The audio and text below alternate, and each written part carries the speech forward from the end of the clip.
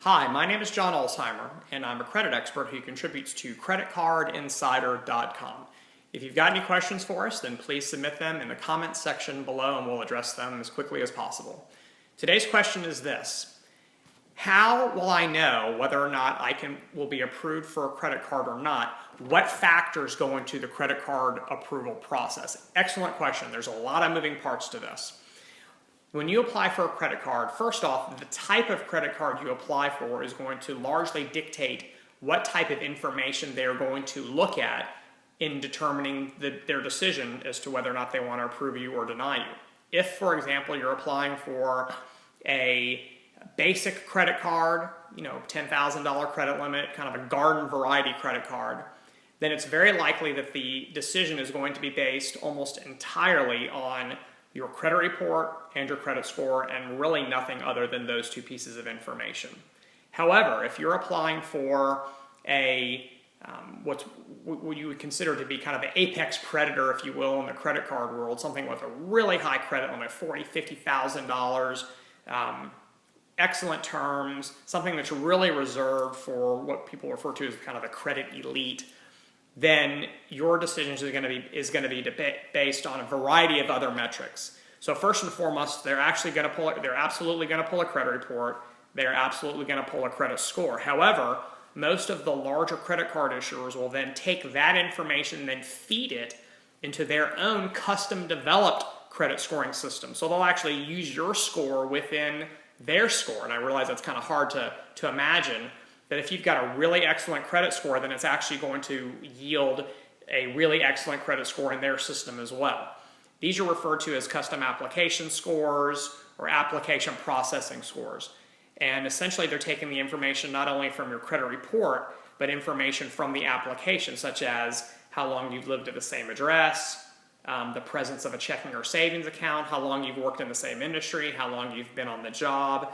And they're going to take these types of things that are not on your traditional credit report and kind of use the aggregate of those pieces of information to determine their decision to approve or deny.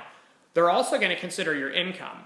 For a relatively low credit limit card, they are considering your income because they're required to by law. However, it's not the determining factor. So someone who's applying for kind of a garden variety card, you really don't have to have this incredible income to qualify for it. However, if you're asking for something that's very atypical, like a card with either a six-figure credit limit or something in that arena, then it's very likely that they're going to ask you for some sort of proof of income. And that can mean pay stubs, tax-related information, deposit-related documents from your bank, something that indicates to them the type of money that you make and the type of money that you bring in every single month. That's very unusual, and it's very likely that almost every single person watching this right now will never have to go through anything like that, because frankly, you don't need an $80,000 credit limit to function effectively.